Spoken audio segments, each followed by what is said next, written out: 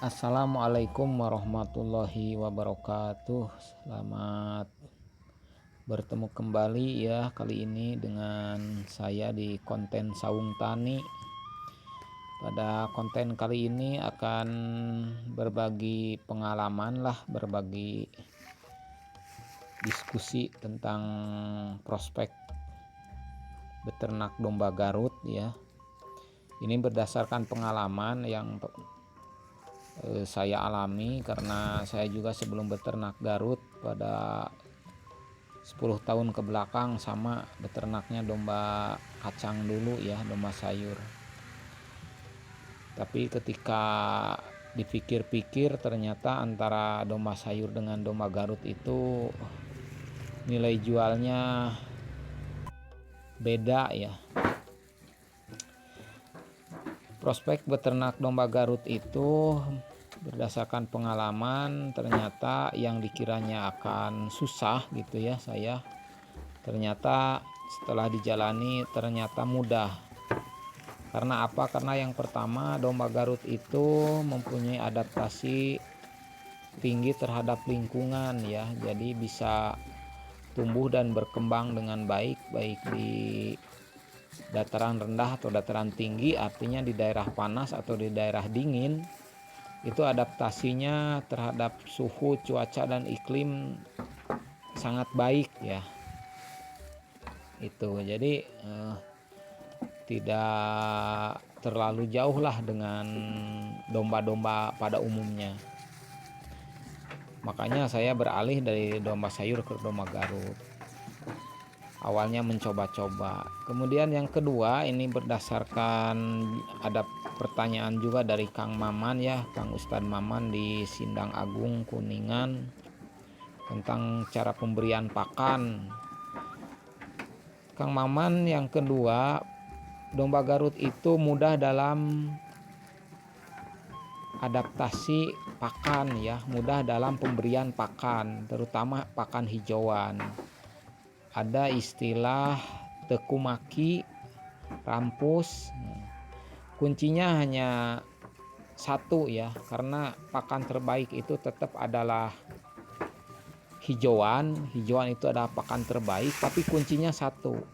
Walaupun tidak memakai pakan tambahan ya Kang Maman, pakai hijauan saja sudah cukup kalau mencukupi kebutuhan untuk pertumbuhannya, yaitu kuncinya eureun seubeuh gitu ya, bukan istilah eureun eueuh.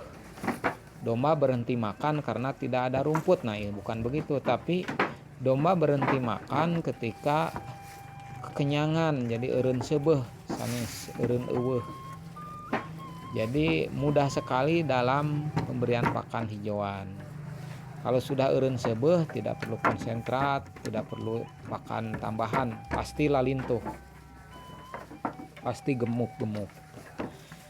Kemudian yang ketiga, setelah dijalani ternyata permintaan terhadap domba Garut itu terutama daging ya, akikah atau pada musim-musim haji yaitu kurban itu sangat tinggi.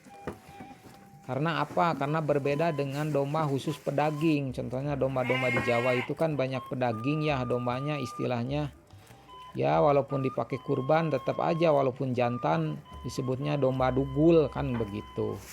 Nah kalau domba Garut itu kan bertanduk besar, mempunyai estetika lah nilai. Makanya ada yang menanyakan ke saya, apa bedanya antara kambing dengan domba? Tidak ada bedanya, dua-duanya sama bisa digunakan untuk beribadah, baik akikah ataupun kurban. Bisa digunakan untuk membayar denda ya ketika haji dan lain-lain, maka fungsinya sama. Dan tidak bisa digantikan dengan hewan yang lain, baik akikah atau kurban, seperti oleh ayam dan lain-lainnya. Begitu. Jadi permintaannya sangat tinggi, terutama ke daerah perkotaan yang ingin berkurban dengan domba yang baik, yang terbaik, sebagaimana Rasulullah menyembelih dombanya yang berwarna putih, gemuk dan bertanduk kan begitu. Kemudian selain untuk permintaan daging dan hewan untuk kurban yang tinggi dan penghasil daging yang baik, yang keempat ini bisa dijadikan tabungan ya. Jadi domba ini bisa dijadikan tabungan daripada uang disimpan di bank. Misalkan punya uang 2 juta disimpan di bank, dalam 1 tahun hanya menghasilkan segini dan itu pun termasuk riba ya. Nah, mendingan disimpan di domba. Domba itu kan tumbuh berkembang. Jadi 2 juta dalam setahun bisa dijual ketika Idul Kurban itu menjadi 3 juta atau 4 juta. Karena pertumbuhan domba Garut itu cepat.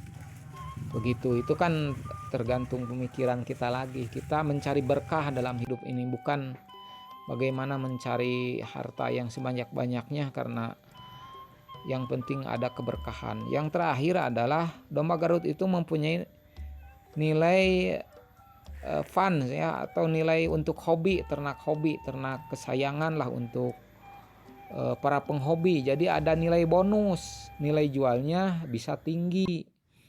Karena apa? Karena bisa dijadikan hobi ya. Demikian sekilas tentang prospek domba Garut ya. Makanya saya beralih dulu ke domba Garut dari domba sayur. Demikian, mudah-mudahan pengalaman ini bermanfaat dan berguna untuk kita semua. Wassalamualaikum warahmatullahi wabarakatuh.